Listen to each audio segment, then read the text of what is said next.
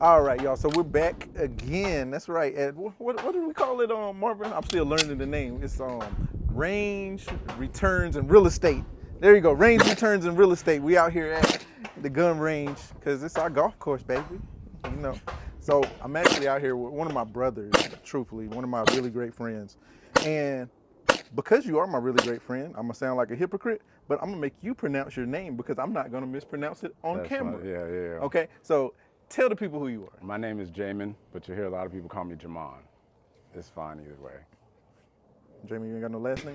Oh, Ector, my bad. Yeah, I was like, man, ain't got no last name. I didn't want to give out the full government. Oh, okay, I'm sorry. We'll edit that out. So, y'all know we interview different business owners, different people in different industries. So the reason that we have my man here today is because he's in the mental health industry, and that's something near and dear to my heart. Even me being at the gun range is a part of my mental health because it helps me focus. It gives me an activity and something that I can do that requires my complete and utter focus so that I can clear my mind.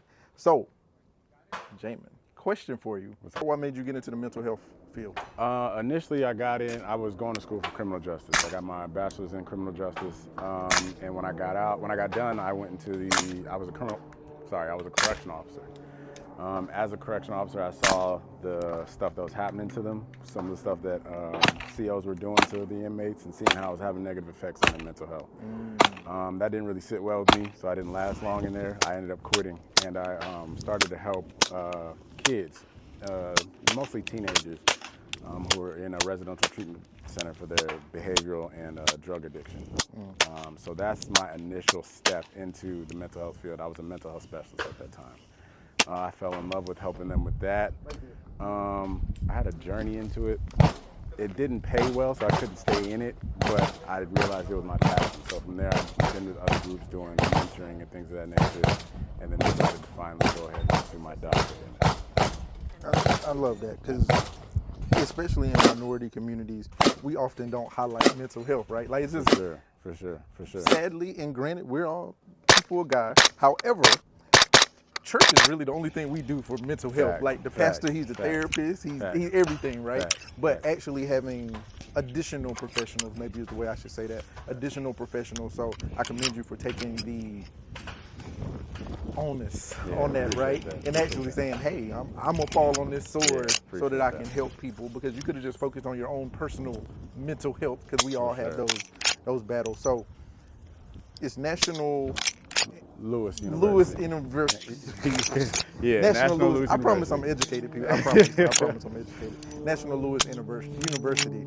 So, how did you come about going there? Because it's up in Chicago, and he been down here in Texas. He's not from Texas, but he been down here in Texas. So used to this Texas client. So going up top, nah.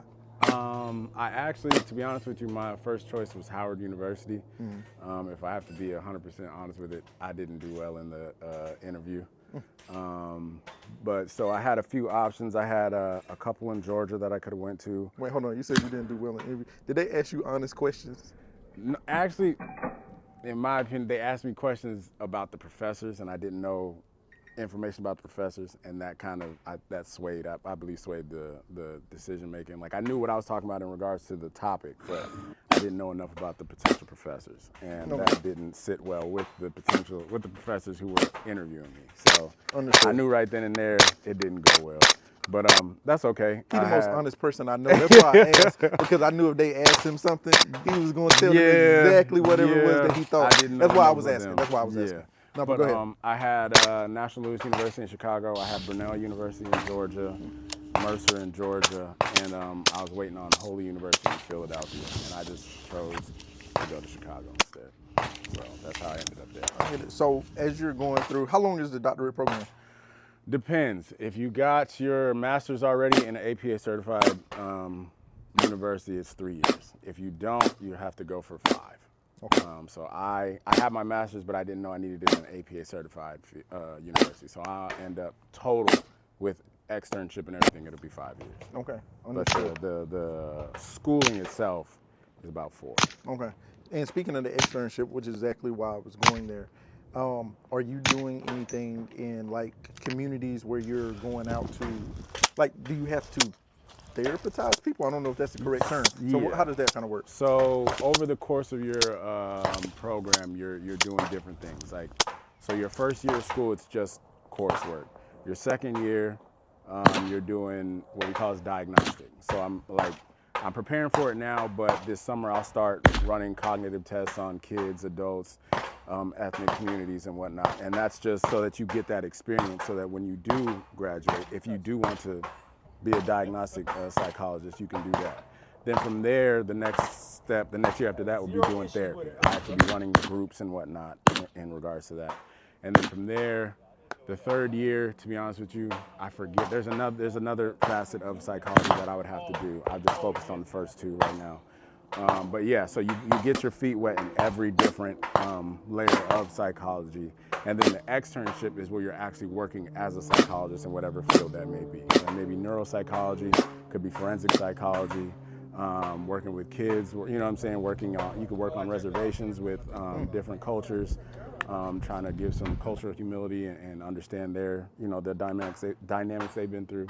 So it's convoluted, but as you're going through the process, you're kind of taking your time figuring out what facet of psychology you want to go into. Yeah. Well, last thing that I kind of want to highlight before I let you go is he uses his social media to kind of do focus groups of sorts about different functions or different places inside mental health and different groups and finding those. So be on the lookout for those, because I'm sure those are something that you have to do as a part of what you're doing and getting those. But not only just for his benefit, just reading through the comments, you actually start to see the type of traumas that people have gone through, the type of mental health issues that people are going through just by being a part of different groups. So thank you for what it is that you do in that. Okay. I don't know, because I know it's super early on in there as far as how to find you, or if they need to find you or be a part of focus groups, or if they're interested in being a part of a focus group. Is there a way that they can get in touch with you? Yeah, so I definitely have my Facebook where I'll kind of pose random questions just for people to interact with and trying to pick people's brains.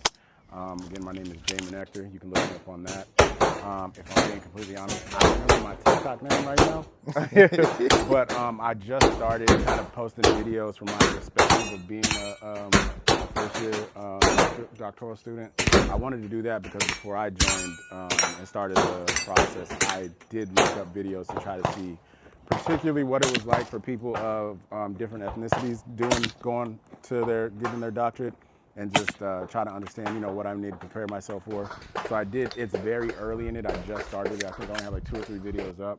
But if you are thinking about going that route, going to get your graduate degree, this will give you a firsthand account of what it may be like, maybe some things you need to prepare for, and get your mind right for when you're going for your graduate degree. Yeah. So. And he chose to take the high road. He's also extremely hilarious on TikTok. He chose to take the high road and give you all the good stuff. You can also go there for the content a little bit. Oh, you changed the content. Okay. Yeah. But no, thank you all so much for joining us. Thank you so much for the interview, Appreciate you, my brother. I appreciate you for having me.